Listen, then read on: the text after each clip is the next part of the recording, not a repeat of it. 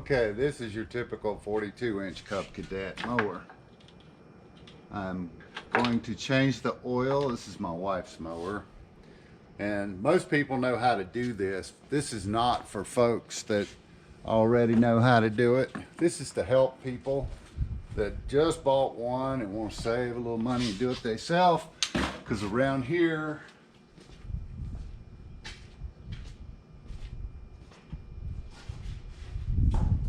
every small engine repair shop is buried under, so they don't have time to mess with it.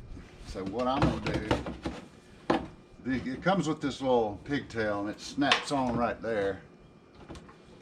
All right, so what I like to do is just you unscrew it right here and keep it up in the air, obviously.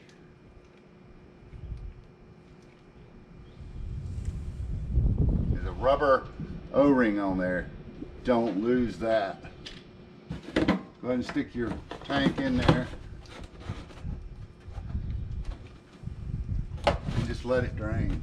Now you got to let this thing get really hot. That's why it was running when I first turned on the camera. I have fluid filled in all 4 tires, which makes the world of difference living here in the mountains. And the rear tires have chains also for traction.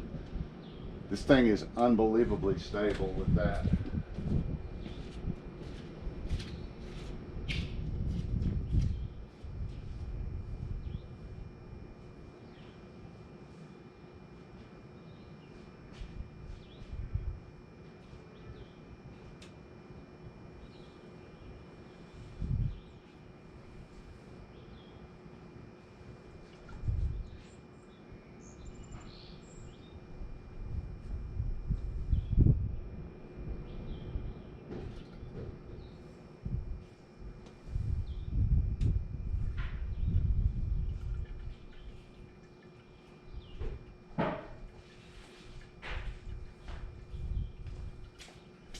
It only holds 1.6 quarts with a clutch change. I like to be clean when I do something. I don't like to have a heck of a mess. I like everything to be as clean as possible when I do it, just because you really don't want to have oil all over your mower, because when you mow, you end up, everything sticks to it. And this is a cool little strap. You just put it in this thing right here. And you can do just about any size oil filter. You know, you just put it in there and just open it up to what it needs to have. And you cinch it down. And then you just unscrew it. She was tight.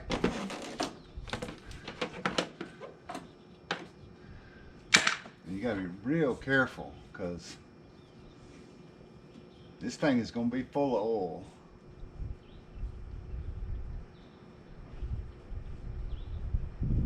But again, if you prepare properly, shouldn't be too bad. I like to keep a couple fingers, my ring finger and my pinky, under it as I unscrew it. And every once in a while, check it and see if it's released from the threads. Because there it is, it's released. See, it's full. But I didn't spill any out of the filter, which is awesome.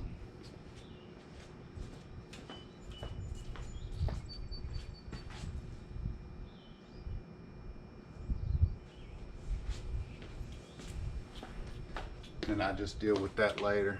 Now, you take your new filter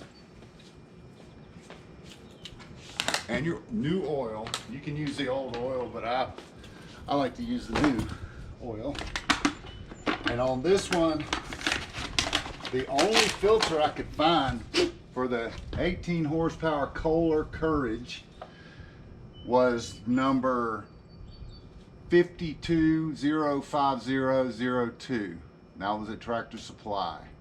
The oil I'm using is 1.6 quarts of full synthetic 10W30, which is good. You don't want to use regular oil. This thing runs hotter than a car, so if you put car oil in it, it might not be okay. I mean, I'm gonna take every precaution because I never want to have to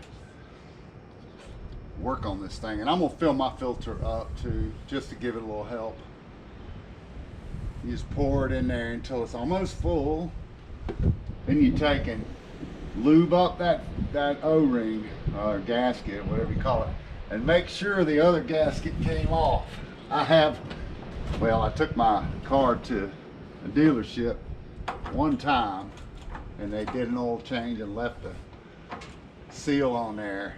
By the time I got home, I had lost 6 3/4 quarts of oil.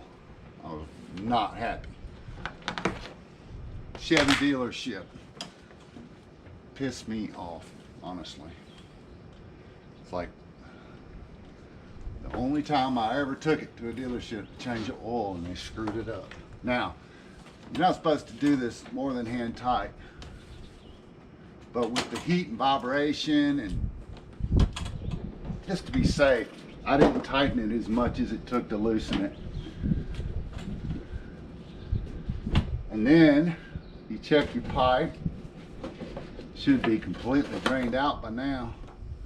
Turn it back up, take your plug, make sure the O-ring is on there. Tighten it up, hand tight only. Get all the oil off of that.